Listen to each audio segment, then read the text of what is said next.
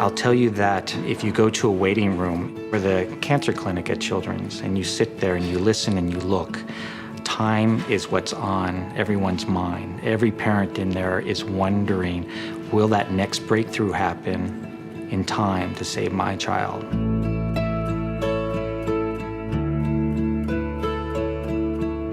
The Ben Towne Pediatric Cancer Research Foundation incorporated last February. This organization was established in honor of our son Ben, who died of pediatric cancer in December of 2008. I think in the aftermath of what we experienced with Ben, we just wondered, what do we do with this? We had seen so much suffering, not just in Ben's life, but in so many kids' lives. And we felt like we were uniquely equipped, perhaps, to do something about it.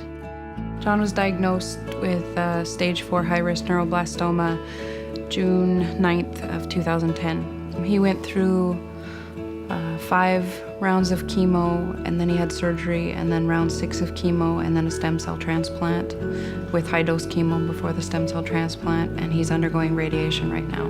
Yeah, you just go one day at a time. You don't have a choice. You just got to keep going. I was quite struck by the amount of our time and the time of the nurses and caregivers and families that was devoted to taking care of that child because of the side effects that the treatment gave to these children. Subjecting a child so small who's not fully developed, both mentally and physically yet, to chemotherapy, surgery, and radiation. In the wake of trying to save their life via those methods, we damage them. It's not just hair. It's, John, we don't know yet, but he may have to have hearing aids for the rest of his life. The hardest part has been watching him get sick, probably, from the chemo. Listening to him cry and knowing that there was nothing you could do to help him it's very heartbreaking. We had heard of Dr. Jensen while Ben was in treatment, and as we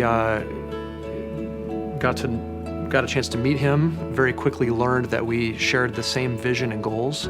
We'll be able to isolate from a tube of blood a type of white blood cell called a T cell. And this is kind of the major warrior cell, if you will, of the immune system. We take from a sample of blood healthy T cells from the patient. We isolate them outside the body. We reprogram them with recombinant DNA that we've designed, where the patient will receive them as an infusion that goes right back into their body, where those living cells that are reprogrammed, those T cells, can go throughout the body and hunt down and eliminate the cancer. We may be able to cure cancer with no worse side effects than feeling like you have a cold for a couple days. Cancer is the leading cause of death by disease among U.S. children. Out of the National Cancer Institute's $4.8 billion budget, only $173 million is allocated for anything to do with childhood cancer, just 3%. Without private donations, I, like most of my colleagues in this field, would be just curing mice. I want to cure children. We have the knowledge, we have the technologies, we have the insights from decades of research now. We're ready. We just need their help to get the job done. For me, the biggest thing I would ask somebody that was contemplating funding cancer research would be, please, because you have the chance to save our children. You have the chance to save my son. And when you're a parent, that's all you could ask for, because that's truly all we have.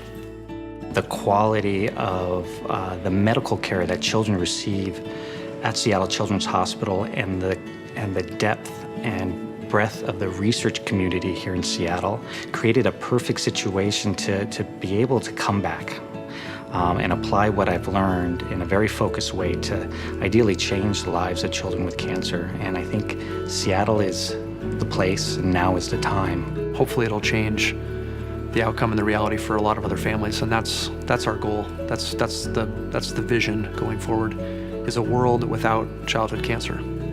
And that perhaps there will be some redemption.